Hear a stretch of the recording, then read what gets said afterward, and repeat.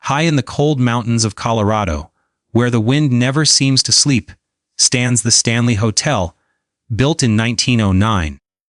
Its white walls glowing softly under the moonlight like a silent witness to forgotten time. As night falls, the long hallways stretch endlessly, and every footstep echoes as if someone unseen is walking just behind you. The air feels heavy, as though memories themselves are trapped inside the walls, watching, waiting. Guests say the hotel never truly rests because something ancient still lives within it. Late at night, when the world outside is buried in snow, faint laughter of children drifts through empty corridors. No children are supposed to be there, yet small shadows move past doorways, and tiny footsteps run and stop suddenly, as if they know they're being watched. Some believe these are ghost children, while others whisper that they are Jinn, spirits bound to the place, playing games beyond human understanding. The silence that follows their laughter is far more terrifying than the sound itself. In the grand ballroom, a piano sometimes begins to play on its own, slow and sorrowful notes filling the air. There is no pianist, no living hands touching the keys. The melody feels emotional, almost alive, as if a spirit is trying to tell a story through sound. Those who listen too long feel chills crawling up their spine, sensing they are not alone. The music stops suddenly, leaving behind a silence so deep it presses against the ears. Doors open and close without warning. Objects shift when no one is near. A chair moves slightly, a suitcase changes position, and mirrors reflect movements that don't belong to anyone standing there. People say the spirits of the hotel do not like being ignored. They want to be noticed. They want to be remembered. Some believe these are restless ghosts, while others insist powerful Jinn roam the building, drawn to the emotional energy left behind by decades of fear and imagination. It was this unsettling atmosphere that inspired Stephen King to create The Shining. Staying within these very walls, he felt the hotel's presence watching him, influencing his thoughts, feeding his fear. The building seemed alive, breathing darkness into his mind. Today, horror documentaries return again and again to the Stanley Hotel, trying to capture proof of what refuses to leave. Cameras record unexplained voices, sudden cold spots, and moving shadows. But no recording truly captures the feeling of standing there yourself. When the lights dim, the halls stretch longer, and you realize the hotel is still awake, and it knows you are there. Long before sunrise touches the peaks of the Colorado mountains. The Stanley Hotel stands wrapped in mist, its presence heavy and watchful, as if the land itself remembers the moment it was built in 1909. From the very first night, the hotel seemed different from ordinary buildings, not merely constructed of wood and stone, but layered with intention, emotion, and unseen energy. Workers who helped raise its walls spoke in hushed tones about strange feelings, about the sense that something was already there before the doors were ever opened. The mountains were old, far older than human memory, and many believed Jinn, ancient spirits tied to lonely places, had lived among these heights long before the hotel claimed the land. When the foundation was laid, it was as if their silent world had been disturbed. As the years passed, the hotel grew into a grand symbol of luxury, yet beneath its elegance lingered an unease that never fully faded. Guests arriving for the first time often described a sudden chill that had nothing to do with the mountain air. A subtle pressure that settled in the chest the moment They crossed the threshold. The hallways seemed longer than they should be, stretching forward endlessly, while doors lined the walls like watching eyes. Even in daylight, there was a feeling of being followed, as though ghosts of the past still walked the corridors, repeating routines from another time, unable or unwilling to leave. Night transformed the hotel completely. Shadows deepened, and silence became thick, broken only by the distant creak of old wood adjusting in the cold. In these hours, the past felt close enough to touch. Some claimed to hear whispers drifting through the halls, not clear words, but murmurs layered with emotion, regret, longing, and anger. Others believed these were not merely ghosts of former guests, but Jinn, weaving through the building unseen, feeding on fear and memory.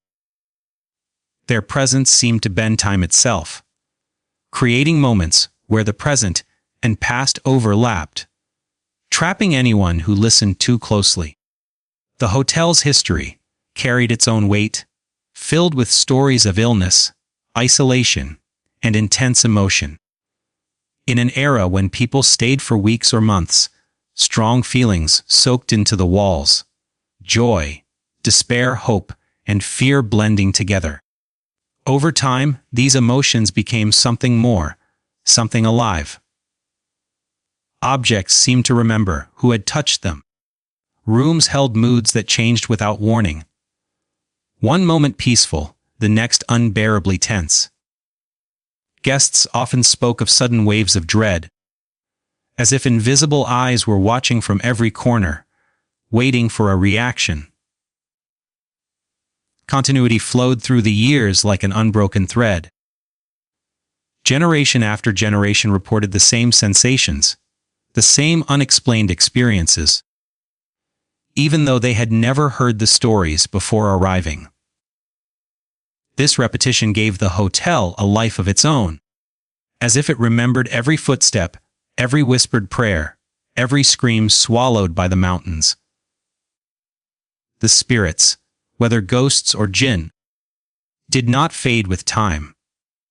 They remained, bound to the place, growing stronger as more stories were added to their silent collection.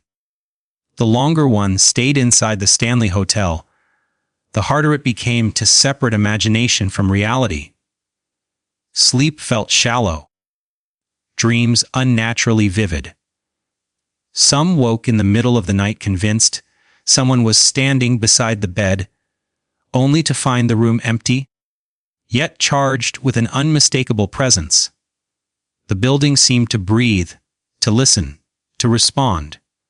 And in that constant awareness, fear slowly took hold, not the sudden kind, but a creeping dread that settled deep in the mind, making it clear that the Stanley Hotel was never just a hotel, but a place where history, spirits, and unseen forces continue to exist together, watching, waiting, and refusing to let the past rest. As darkness settles over the Stanley Hotel, and the long corridors fall quiet, the presence of children is often felt before it is ever seen. It begins subtly, with the faint sound of laughter echoing where no living child could possibly be awake. The sound is soft and playful, yet deeply unsettling, because it carries no warmth. Guests pause, holding their breath, listening as the laughter drifts closer, and then fades, as if the children know they are being heard.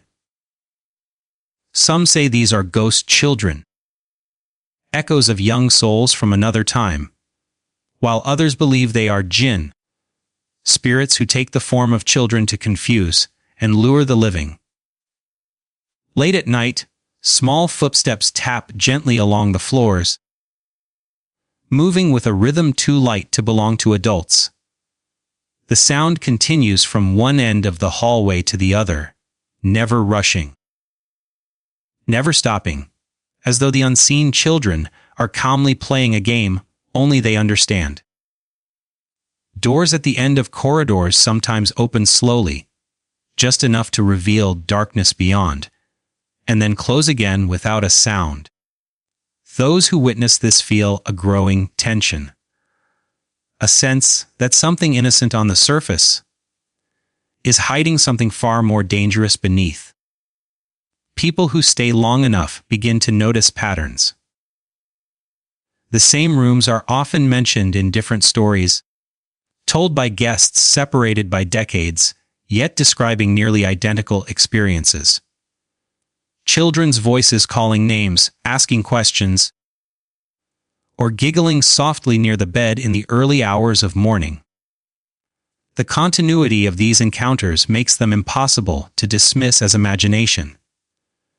These spirits seem to remember, repeating their behavior night after night, year after year, bound to the hotel, as if it were their playground and their prison.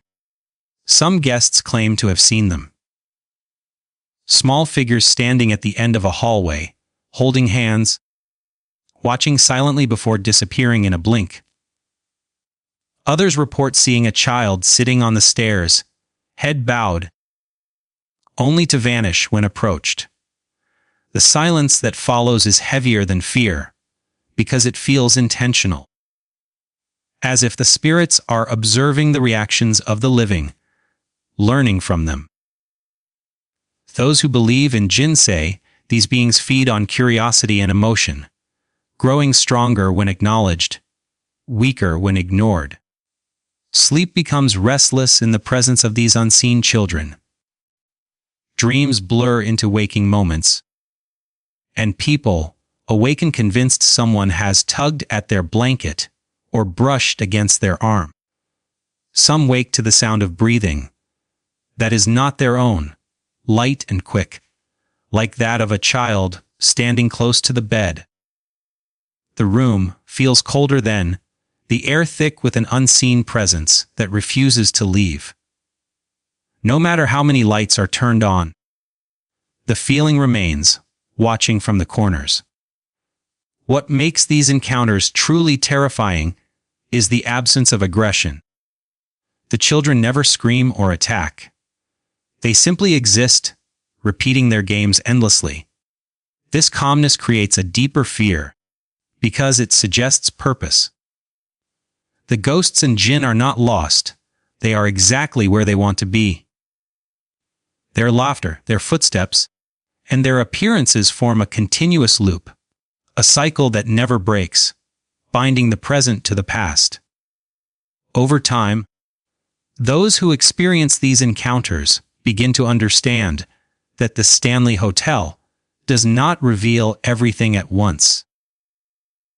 The spirits choose when to appear, when to be heard, and when to disappear, leaving behind questions that linger long after checkout.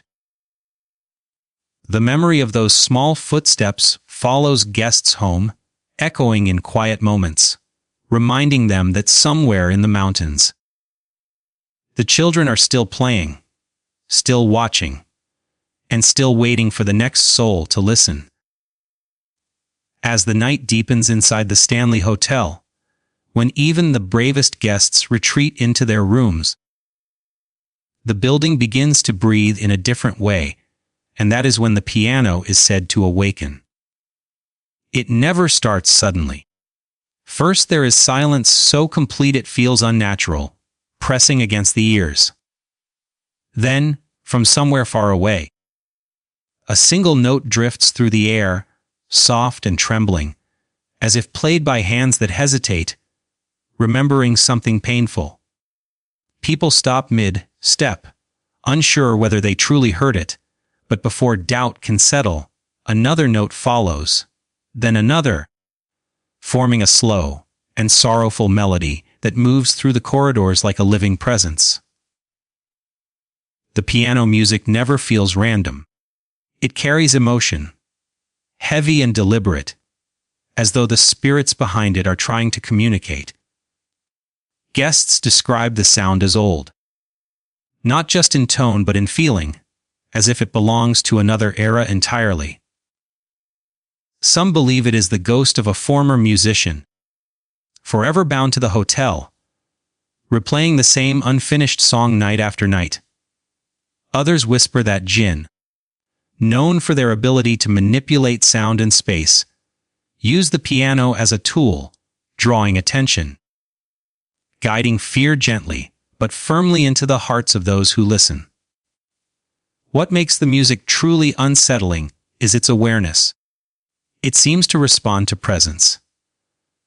When people gather near the ballroom, the melody grows clearer, more defined, as though the unseen player knows it has an audience. When someone enters the room, holding their breath, the music sometimes slows, the notes stretching painfully long, building suspense with every pause. And then, without warning, it stops. Not fading, not resolving, just silence, sudden and complete, leaving behind a feeling of being watched. This experience repeats itself across decades, creating a chilling continuity that cannot be ignored. Different guests, separated by years, describe the same tune. The same emotional weight, the same abrupt ending. Some even hum the melody afterward, only to realize later they never consciously memorized it. It feels planted in the mind, as if the spirits want it remembered. The hotel does not allow its stories to disappear. It passes them from one soul to the next. Those who linger after the music stops often report other disturbances. A chair creaks nearby, though no one is sitting. A cold breeze brushes past, carrying the faint scent of old wood and dust.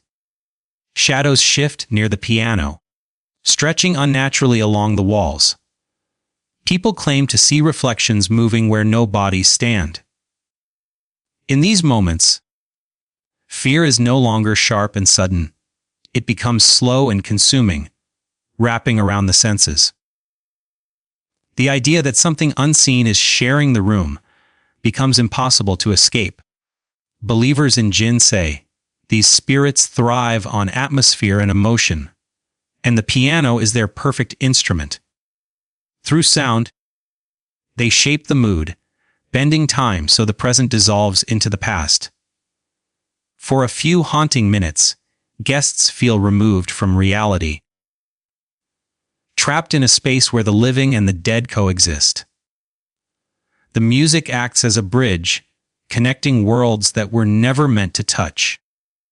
Sleep after hearing the piano is never peaceful.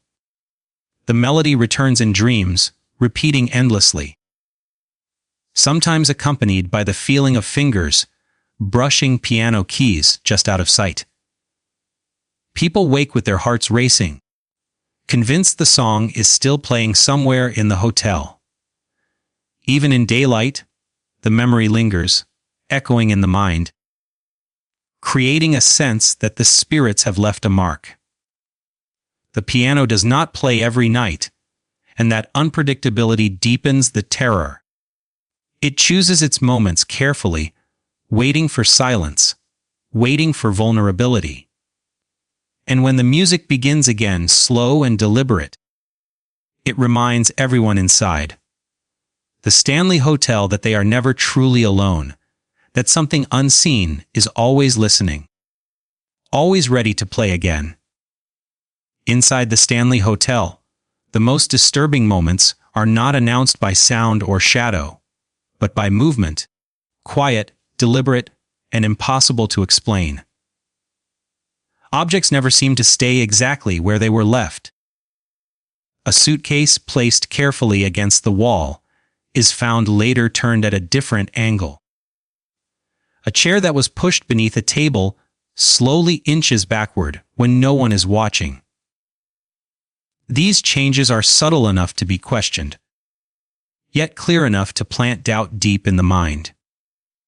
The hotel does not create fear instantly, it allows it to grow. Guests often describe the feeling that the room itself is aware of them.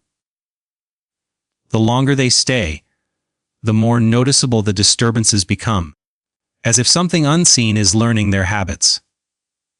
Lights flicker not violently, but thoughtfully, turning on and off at moments of perfect silence. Doors unlock themselves in the middle of the night, opening just wide enough to reveal the darkness beyond. Those who investigate swear they hear breathing behind them, yet find nothing when they turn around. The suspense lies in the patience of whatever is responsible. It never rushes. Many believe these disturbances are caused by ghosts, spirits of former guests and staff who never truly left. Others insist the behavior is more calculated, more intelligent, suggesting the presence of Jinn, beings known to exist alongside humans, unseen, capable of manipulating physical objects. In folklore, Jinn are curious, observant, and deeply reactive to emotion. Fear, confusion, and attention give them strength. At the Stanley Hotel, fear is never wasted. Continuity ties these experiences together across time. Reports from decades ago match those told today with unsettling accuracy. The same rooms, the same movements, the same pattern of escalation. First, something small is out of place. Then something moves while the guest is awake. Finally, the realization settles in that whatever is doing this wants to be noticed. This repetition suggests memory. The spirits remember what worked before, repeating their methods like a ritual passed down through generations of the unseen. At night, the activity becomes more focused. A guest wakes to find personal belongings arranged differently, sometimes neatly, sometimes deliberately wrong. Shoes turned to face the bed, a suitcase opened when it was zipped shut. In rare cases, items are placed in impossible locations, as if carried carefully by invisible hands. The silence during these moments is overwhelming, broken only by the sound of one's own heartbeat. It feels as though the room is holding its breath, waiting for a reaction. Mirrors add another layer of terror. Reflections appear slightly delayed, movements not matching reality. Some guests claim they see shapes passing behind them in the glass, though the room itself is empty. These moments are brief, never long enough to prove, yet powerful enough to haunt memory. The spirits do not reveal themselves fully. They suggest. They hint. They let imagination do the rest. Those who believe in Jinn say this restraint is intentional. Jinn do not seek chaos without reason. They test boundaries. They observe responses. When a guest reacts with fear, the disturbances increase. When ignored, they become bolder, moving heavier objects, making their presence undeniable. This slow escalation creates a psychological trap, pulling the mind deeper into uncertainty. Sleep becomes dangerous in such an environment. People wake convinced someone has been standing beside the bed, only to find the room unchanged, except for one small detail that proves otherwise. A drawer left open. A chair no longer touching the wall. The continuity of these moments erodes logic. The hotel becomes a living witness, its walls watching as spirits and humans share the same space without ever truly seeing one another. By morning, daylight offers no comfort. The objects remain where they were moved, silent evidence of a night the hotel does not acknowledge. And in that stillness, guests understand something unsettling. The spirits did not act out of anger or accident. They acted with intention. They were present. They were aware. And they are still there, waiting for night to return. The influence of the Stanley Hotel did not end with the people who stayed within its walls. Instead, it spread outward, seeping into imagination itself, shaping stories that would later terrify millions. When Stephen King stayed at the hotel, He arrived as a writer, but he left as someone deeply unsettled, carrying with him a feeling that the building was alive, aware, and watching. The hotel did not need to reveal its spirits openly. Its power lay in suggestion. In the constant pressure of being observed by something unseen. Every hallway felt longer than it should. Every corner seemed to hide a presence just out of sight. This quiet, relentless tension worked its way into the mind, blurring the line between inspiration and fear. At night, the silence inside the hotel felt unnatural, as if sound itself was being held back. King later described the sensation of isolation, of being alone in a place that never truly felt empty. Many believe this is when the spirits made themselves known, not through sudden terror, but through continuity, repeating patterns of unease that refused to break. A sound at the end of the hall. A feeling of being followed. A sense that the hotel was guiding thoughts rather than merely hosting them. Some believe ghosts of former guests whispered into his subconscious, while others insist Jinn, beings known to influence thoughts and dreams, recognized a creative mind and chose to enter it. Jinn are often described as unseen companions of lonely places, feeding on imagination and emotional intensity.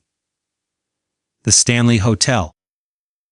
Surrounded by mountains and cut off from the outside world, was the perfect environment. As fear mixed with creativity, ideas took shape that felt less invented and more received, as though the story already existed and merely needed to be written. This is what many horror creators describe after visiting the hotel, the feeling that the building plants images in the mind, then waits patiently for them to grow. After The Shining brought global attention to the Stanley Hotel, the activity within its walls did not fade. Instead, it intensified. Horror documentaries began to arrive, armed with cameras, microphones, and skepticism. Yet even the most prepared investigators often left shaken. Equipment malfunctioned without explanation. Voices appeared on recordings that no one remembered hearing. Shadows crossed hallways where no one stood. These moments followed a familiar pattern, repeating again and again, creating continuity that could not be dismissed as coincidence. What is most unsettling is that the spirits seem aware of being observed. When cameras roll, activity increases, as if the ghosts and Jinn understand attention. Lights flicker at perfect moments. Sounds occur just out of frame. Objects move slowly, deliberately, ensuring doubt remains. The hotel becomes a stage, and the spirits its unseen performers, controlling the pace of fear with careful precision. Investigators often describe a heavy atmosphere, a pressure that builds over time. The longer they remain, the stronger the sensations become. Headaches, sudden exhaustion, emotional shifts without cause. In folklore, this is a sign of Jinn presence, known to drain energy and manipulate perception. Ghosts, too, are said to grow stronger when acknowledged, when their existence is questioned aloud. At the Stanley Hotel, every question seems to echo longer than it should. Even after documentaries end and cameras are packed away, the hotel remains unchanged. It continues its routine, repeating its patterns, waiting for the next visitor. The stories recorded on film are only fragments, hints of something far larger that refuses to be fully captured. This is why filmmakers return again and again, drawn by the promise of answers that never come. The Stanley Hotel does not chase fame, yet it thrives on it. Each story adds to its legacy, strengthening the bond between past and present. the ghosts remain, the Jinn linger, and the atmosphere grows heavier with every retelling. And in that continuity, the hotel ensures one thing above all else: long after the cameras stop recording and the stories are told, the feeling remains that something inside is still watching, still listening, and still waiting for the next mind to influence. And now, as you listen to these stories and feel that quiet chill settling in your thoughts, remember this: the Stanley Hotel does not end when the words stop. Its halls still stretch through the mountains, its rooms still breathe with memories, and its spirits, whether ghosts or Jinn, are still there, waiting for night to fall, and for another soul to wonder if they are truly alone. Fear does not always scream. Sometimes it whispers, and those whispers follow you long after the lights are turned back on. If this story made you pause, if it made you look over your shoulder or question the silence around you, then the hotel has already reached you. And there are many more places like this, many more hidden stories where the unseen waits patiently to be heard. Stay curious, but stay aware, because not every door should be opened, and not every presence wants to be discovered. If you want to continue exploring these dark and mysterious places, support this journey into the unknown by liking this video, sharing it with someone who dares to listen, and subscribing to the channel. Your support keeps these stories alive and helps uncover more secrets that history tried to bury. Turn on notifications so you never miss a tale from the shadows, because the next story might be closer than you think.